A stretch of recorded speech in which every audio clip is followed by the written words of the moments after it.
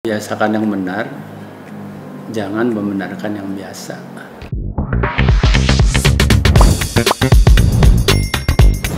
Perkenalkan, nama saya Haura. Izin bertanya, adakah upaya pemerintah mencegah sogok-menyogok saat penerimaan siswa baru?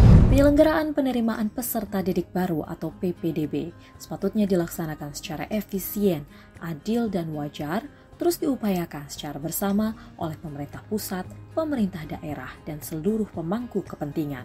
Oleh karena itu, dalam rangka menjaga integritas dan transparansi sebagai upaya pencegahan korupsi, khususnya pengendalian gratifikasi pada PPDB, serta mendukung penyelenggaraan PPDB yang objektif, transparan, dan akuntabel, Komisi Pemberantasan Korupsi atau KPK menerbitkan Surat Edaran Nomor 7 Tahun 2024 tentang pencegahan korupsi dan pengendalian gratifikasi dalam penyelenggaraan PPDB. Melalui surat edaran yang diterbitkan oleh KPK ini, pemerintah Provinsi Banten berharap seluruh pihak yang terlibat dalam proses penyelenggaraan PPDB menghindari tindakan koruptif agar setiap calon peserta didik memperoleh keadilan dan atau kesempatan yang sama baik sebelum, saat, dan sesudah pelaksanaan PPDB.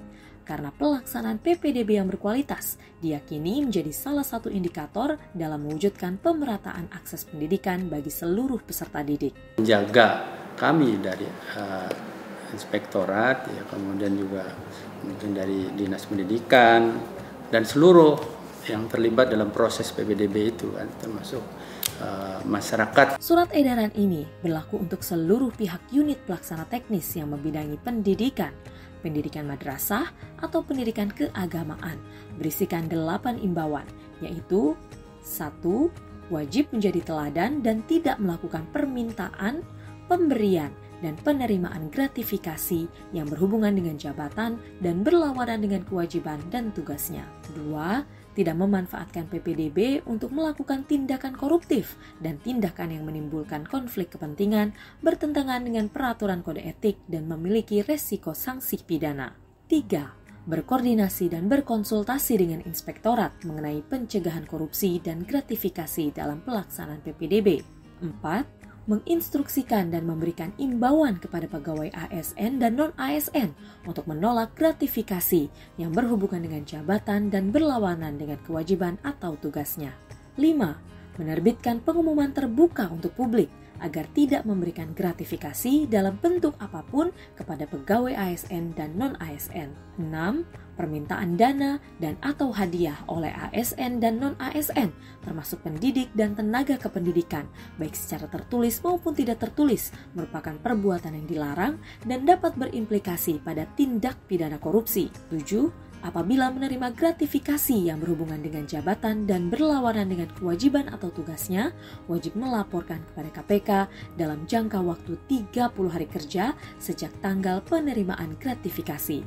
8. Jika gratifikasi yang diterima berupa bingkisan makanan atau minuman yang mudah rusak dan atau kadaluarsa dapat disalurkan sebagai bantuan sosial ke panti asuhan, panti jompo, atau pihak yang membutuhkan, serta melaporkan melalui aplikasi pelaporan gratifikasi atau GOL pada tautan www.gol.kpk.go.id.